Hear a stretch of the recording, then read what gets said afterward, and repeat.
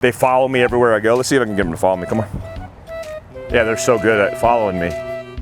Hi, welcome to my home. So it's been a while since I've done like a homestead video. A lot of people want a house with a lot of land, and it's just a lot of work. I'm going to show you some of the things that I've done recently at my home in Heber. And you know what really aggravates me? Is like show them that traffic right there. There's a traffic jam. I mean, it's not a jam, it's just traffic. When I first got this place, there wasn't traffic. And I don't think Heber can keep up with it, that's what I'm told. And the reason I say that is because a lot of people have this romantic idea of living off-grid and self-reliant. I think it's a cool idea, but better in concept than it executes. If you're so far away and you can't be tied into your tribe, into your community, well, then you're gonna die really fast. I mean, there's lots of studies that have been done on happiness and community and tribe. It's really important for you to be kind of merged with people. So anyways, I don't mind seeing that now, and the magic is right here, like in the backyard. You can see that's where the magic happens, because I have a little piece of what feels like isolation. I have a whole bunch of hay fields where it's not going to be overdeveloped here because these people are just going to continue to grow alfalfa and hay. I wanted to first go over this box. It's kind of a unboxing per se. Is it per se? It's not per se. Unboxing.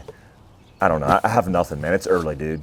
Julian got me up early. It's like 10 o'clock and it's early for me. So the way this works is you send like a message in Morse code to some dude in the middle of Idaho, and he gives you Trail Master saddles and panniers. This is for my goats.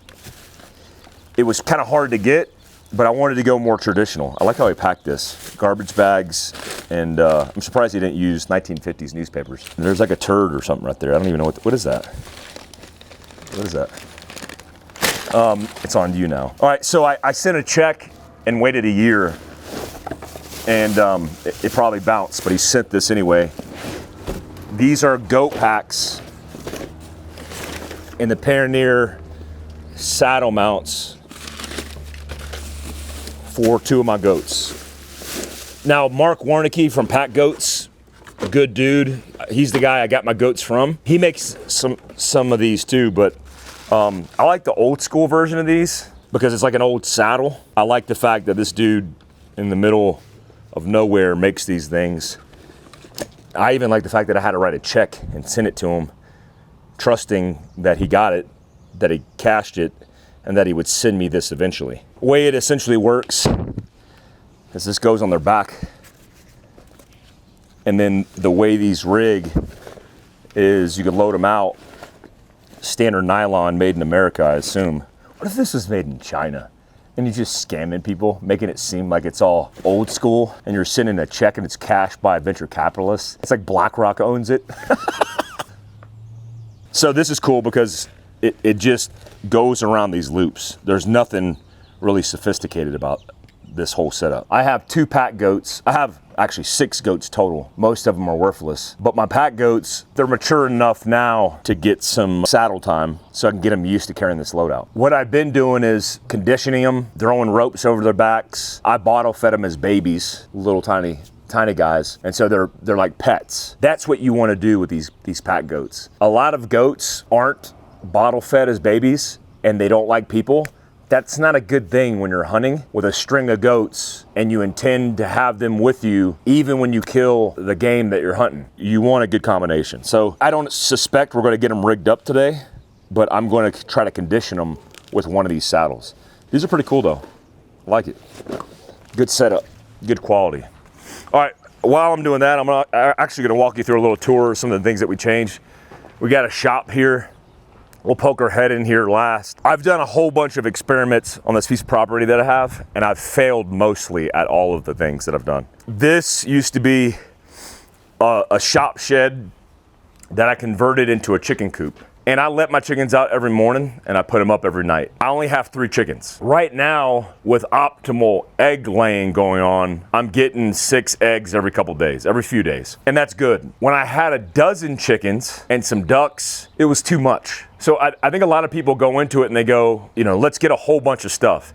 Well, nature handled that because a coyote came in here. Most of my chickens were killed over the span of a few days where they got decimated by coyotes. I sat on that back deck with night vision and a rifle, suppressed of course for my neighbors, and could not kill that damn coyote. And after that got wiped out, I'm like, oh man, I don't have enough chickens to do any good here and feed the family. But with just a few, it's kind of enough right now. The reason I chose to kind of do this setup is it's concrete and it looks like crap.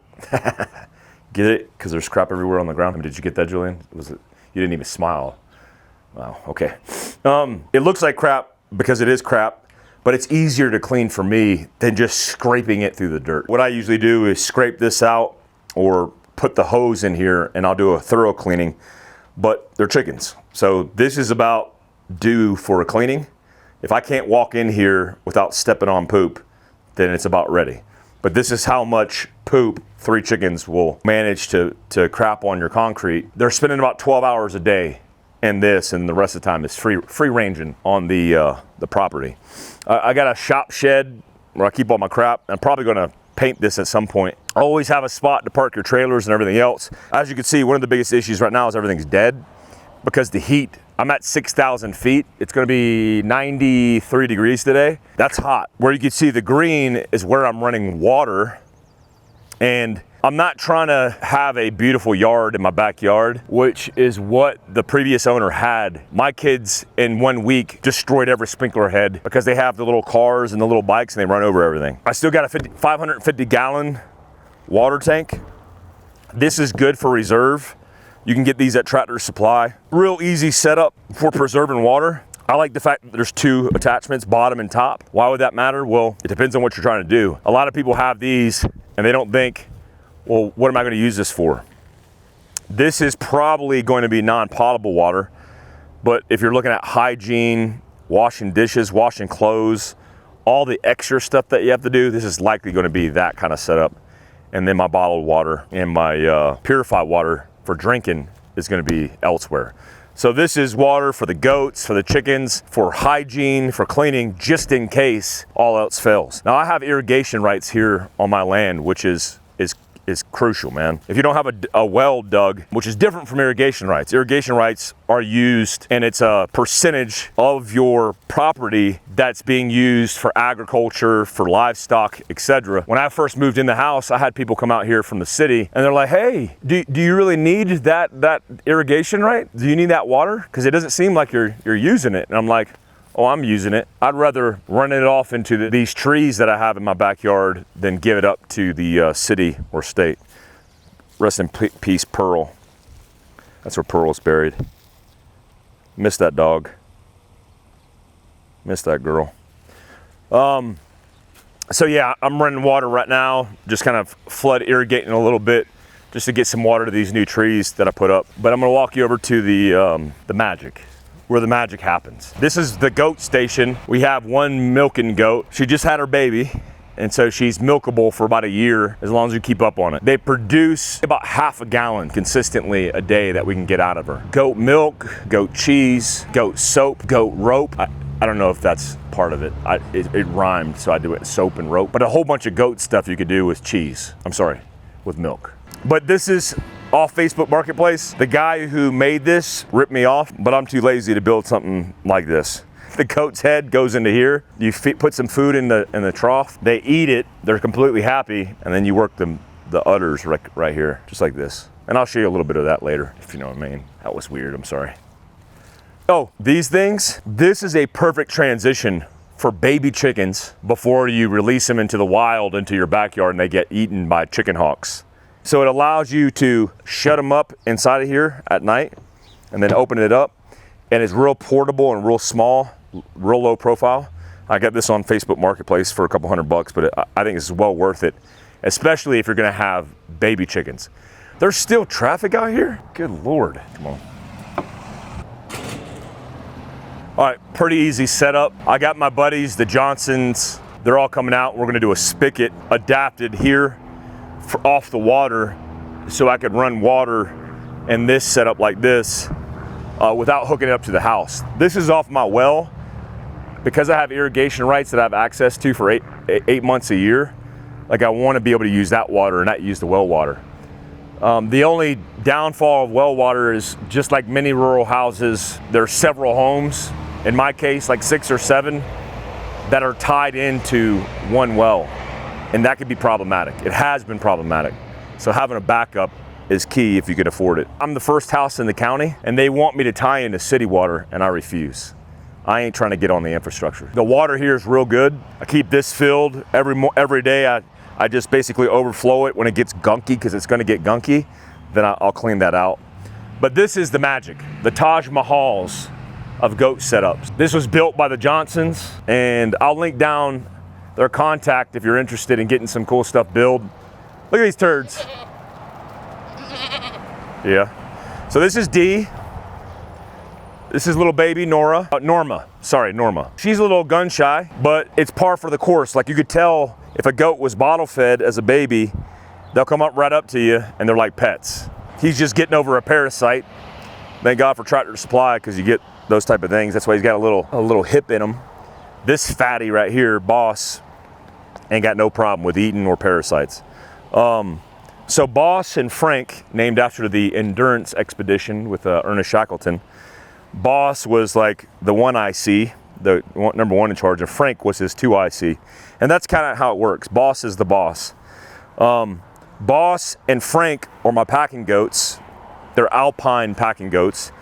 And I'll link down Mark's stuff down below. I don't know if he's still breeding them, but he's out of Idaho, and he might still be doing that. But here's a perfect example. Like, these guys are super used to me doing stuff, like weird stuff with them. I put my kids on their back, try to get them kind of exposed to all this stuff. And I've never done this before. This is the first time. So I'm not doing anything crazy, but what I am going to do is keep doing this, right? Oh, see that poop coming out of them? That Pez dispenser? That means they're nervous. But the more I can get, he just wants to rub on you. So these things are pretty intuitive. They're under straps under the belly, and there's a front back and a front strap. But I'm not worried about that now. I'm just trying to get exposure to him, because he doesn't know what it is. But the more that I can get this exposed to him, the better off I'll be. Same with this guy, Frank. Frank's a little bit skittish when it comes to stuff like this on his back, but he's a good boy. My babies, my actual kids, bottle fed these guys as babies, so they're completely used to it. I think it's about 1/3 of their body weight they can carry. When you look at an alpine goat for how big they are, these are pretty mature. But the idea is, I'm not gonna be able to pack an elk out by myself. When I went to Idaho with Mark, we packed out, I think we packed out 6, a string of 6. I was super impressed by how they, 1, did not disrupt the hunting experience. 2, the elk that came in when we called them in weren't scared at all. They were actually more curious about these guys than anything else. So that exposure is good for them. I think we calculated how much we're feeding these guys, and we're feeding these guys a lot of grass, a little bit of alfalfa. These guys have this open pasture here. It's a lot of overkill. After I get them kind of conditioned, I'm gonna start taking them on trail hikes in the backcountry. And these guys are good because they follow me everywhere I go. Let's see if I can get them to follow me. Come on. There you go, Frank. Come on.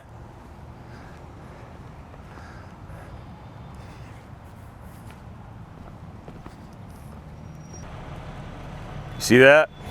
King of the mountain stuff. See their little tail wag? I'll feed these guys soon. Look at the chickens in here, picking up the scrap. So I have one where they bed down at night. This is a really good setup, especially in the snow. We even set it up to where, based on the direction of the wind, we could set it up to block the wind and the snow, because we can get some bad drifts out here. But I mean, this is a Taj Mahal for them. This is a Airbnb for goats.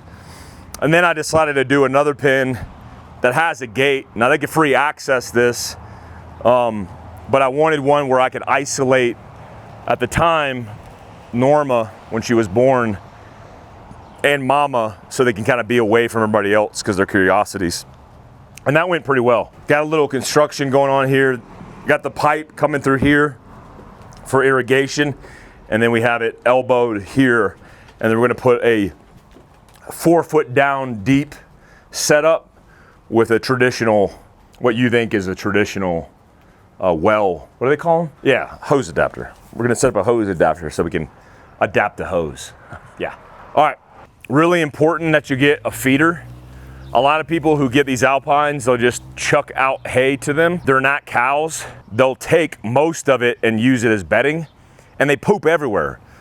And then if there's poop in their food, they're a little bit smarter than normal stock. They're not gonna eat it. And so you waste a lot if you just dump it on the ground. Now this is a good bedding layer. And then what I'll do is I'll fill this up twice a day for them, which is a little bit extra, but they need the extra LBs. I have a place that's separate for the feed. I put the feed on the other side of the fence. And so I'll develop this routine coming out of the house. So you can see I come out of the house right here, and then I just walk my happy butt here with the kids, and the kids help, and we just throw the hay into the feeder.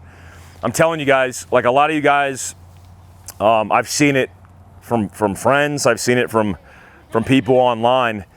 They create these like elaborate setups where you have to get out of your home and get on a side-by-side to go handle business. That's cool when it's optimal. Right now it's 75 degrees and sunny, but it's not cool in the middle of winter in a snowstorm. Try to make it as convenient as possible to where you're more likely to come out and get this done consistently, because that's what you need. That's the hard part of this lifestyle, is once you commit to it, well, you're committed.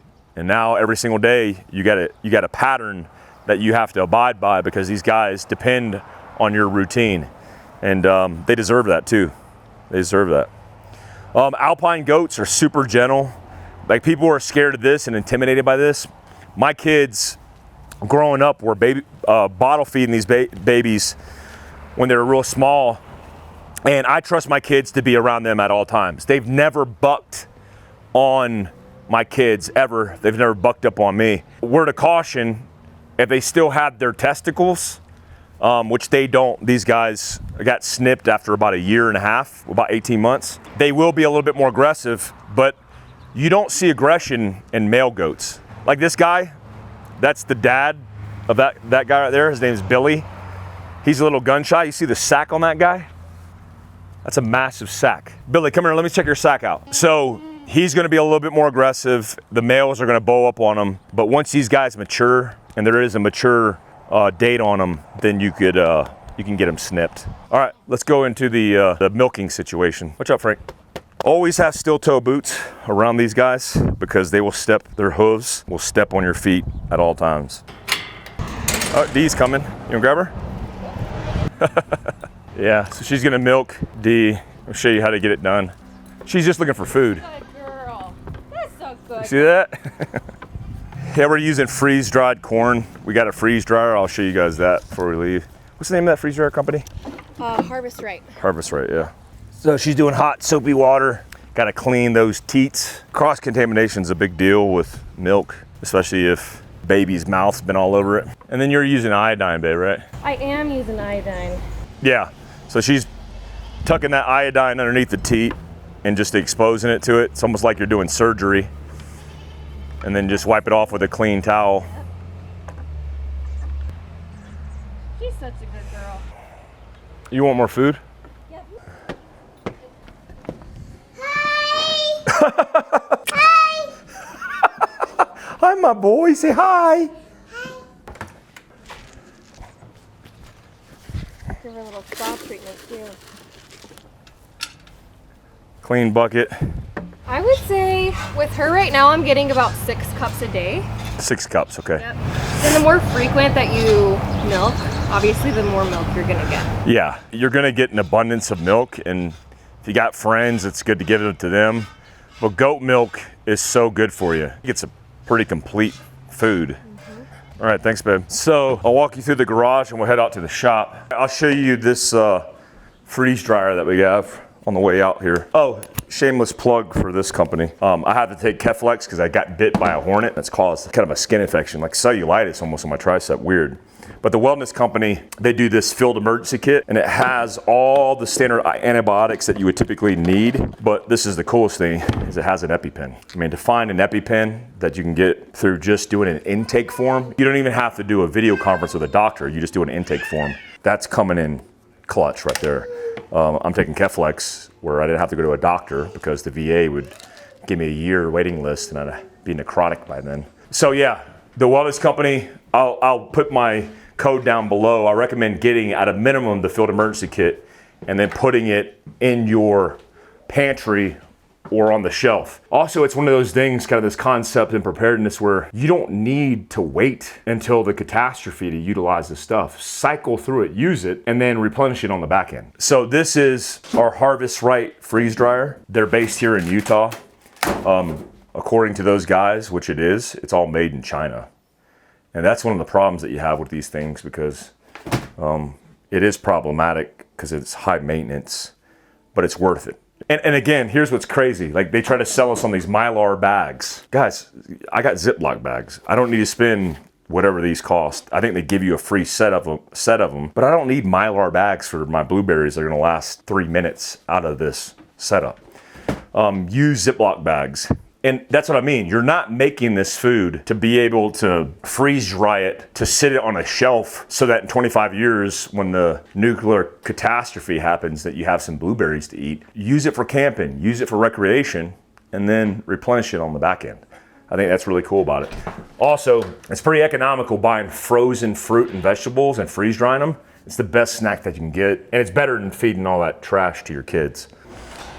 So kind of closing out on the tour, I'm putting together a home gym. I'm on a budget, man. I'm trying to save some money for build outs, like a greenhouse. So I wanted to go on a budget for this gym setup. I'll link it down below. I'm not sponsored by these guys, nor do I care to be, but I think I paid $1,000 total for all this stuff. It included the weights and the bars and all the stuff it included. Big fan of it because it's not that complicated. I don't need rogue Olympic style stuff, because at my age, I'm just doing compound lifts. I'm trying to keep muscle on and keep maintenance with my back and all the things I'm dealing with. It's more about wellness than it is about getting jacked. Yeah. Also got an infrared / hot sauna that has the ability to do steam. It's hybrid sauna from Almost Heaven. You could put rocks on top to get the steam. This is set up in here. It has infrared panels in the back, which is really cool. You can use it as a podcast studio as well. Real easy to put together and build. The only drawback with these is you have to have an electrician come in to do it, and don't try to jerry rig it because you'll fail. This is one of my favorite pieces from Almost Heaven that I use the most. It is a cold plunge, but it has the cooler, and the cooler cycles cold water through the system. It pulls it, cools it, and then puts it back in. I had this thing at 39 degrees the other day. And for me, that's about 2 minutes max at 39 degrees. But that's all I need to do to kickstart my day. That's a really good piece of equipment. I intend to build this out some more, put more matting, which is just horse stall mats, get a little bit more free weights for free range exercising. On the way, we can look at this truck. You guys haven't seen any updates on this. This is my family rig. I used to run a scout camper on it. What I've navigated with a scout camper is perfect for just a truck that's kind of level. You jack it up on 37s with a Carly suspension setup, which has the pin top with the ability to change the settings from the inside of the cab. So dialed, right? I got a Boone Customs on the back of this, which allows me to put all the stuff that we use for camping. I got extra depth fluid. I got my speedball inside the cab. A lot of room for a lot of stuff. And when you get up there with the kids, you just accumulate more stuff. The only option would be put it inside the camper, and then you have to offload it. It just becomes a mess. The Scout was too high. I mean, I was nearly touching those wires with the lift that I have with the Scout camper, so I decided to do a pop-up. So a four-wheel camper Granby pop-up with the Bowen, perfect for my family and perfect for camping. So this is the newest addition to all the stuff that we're doing. Roper Buildings, here, a local business, put this up, pole barn, build out the concrete, and then we're doing the finishing pieces on the inside with the Johnsons, with my buddies. Now, the reason I wanted to do a shop is, one, to do a studio for Mike Force Podcast and the Mike Glover Show, which you guys are typically tuned into. I changed that whole setup, and you guys can see it in here. Julian behind the camera actually just came in and set it all up. Got a little mini studio.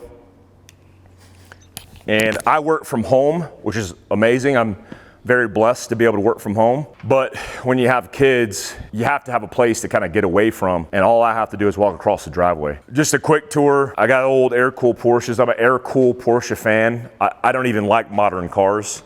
I like these because it was my era growing up in the 80s. 1970 911T, pretty original. The original owner lives in Park City, so it's been it was bought in Cali, raised in Utah, and I picked her up, and it's a beautiful car that my kids will get one day. 1983 911, picked this up off of eBay a long time ago, and decided to build this out with my kids and do some cool stuff. So have this as well. A couple motorcycles, adventure bikes, and then it gives me room to kind of keep all my crap. You guys recognize this. This is my Targa. I bought this in Colorado when I lived in Colorado a long time ago, really cheap, and it's one of my favorite cars. I'm a big fan of like driving them, and this is one of the ones that gets driven a lot. I'm actually working with a company called Air Cool Media, and they're doing a little kind of mini doc on this car. Really cool to be part of that experience as well. Got my Scrambler here, and then my first gen 4Runner. I know a lot of people are like, it must be nice. I think I paid 10 grand for this first gen 4Runner. I paid maybe 15 or something like that for my Scrambler. But I'm into air-cooled, practical things that I could work on. All new anything I've gotten rid of. I mean, these are the only new things that I have that I enjoy that aren't carbureted or fuel injected. So I got a lot of stuff going on. We're doing a greenhouse really soon. I'm gonna build this out where I'm gonna do a preparation kind of section. Oh, lastly, you guys know that I founded Fieldcraft Survival. I was lucky enough to buy some inventory of some of the things that I designed for kind of backcountry use, and Fieldcraft's kind of discontinuing these, but I bought my old inventory and I'm gonna be still selling them. This is the backcountry carrier, which can be used to hold your pew. First aid, it's dedicated first aid, and then also a general purpose pouch for all the things that you need. But I have these, and we'll get these up.